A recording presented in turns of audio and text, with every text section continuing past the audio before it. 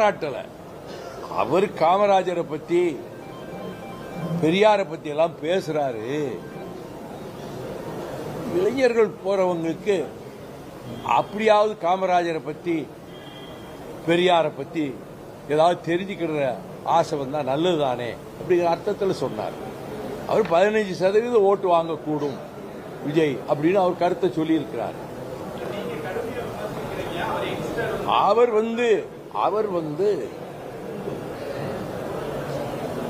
முதல் தடவை எம்பி, ரொம்ப ஜாக்கிரதையா வேலை செய்யறாரு, நல்ல ரேப்போர்ட் வச்சிருக்காரு, தொகுதிக்கு அவரளவுக்கு யாரும் செய்யலன்னு பேர் வாங்கியிருக்கிறாரு. அதனால யாரையும் காயப்படுத்தக்கூடாதுன்னு சொல்லி ரொம்ப நிதானமா பதில் சொல்லியிருக்கிறாரு. அதை பொறுத்த மட்டும் அவர் முதிர்ச்சி அடைஞ்சிருக்காருன்னு தான் நான் நினைக்கிறேன். என்னைய கேளுங்க, நான் என்னுடைய எக்ஸ்பீரியன்ஸ் வந்து நான் பதில் சொல்லுவேன். 1967 காலகட்டத்தில் திமுக இளைஞர் அதிகம் ஈர்த்தாங்க. இப்போது தாவேக அந்த நிலைமை இருக்கா? திராவிட கட்சிகள் இளைஞர்கள் ஈர்த்த தவறியிருக்காங்க.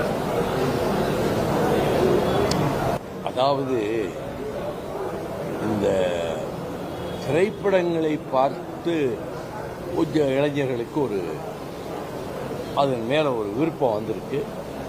அப்படி அவங்க நிறைய போறாங்க. அது தேர்தலில் ரிசல்ட்ல அவங்களுக்கு வெற்றியை கொடுக்கிற அளவுக்கான தாக்கத்தை நிச்சயம் ஏற்படுத்தாது.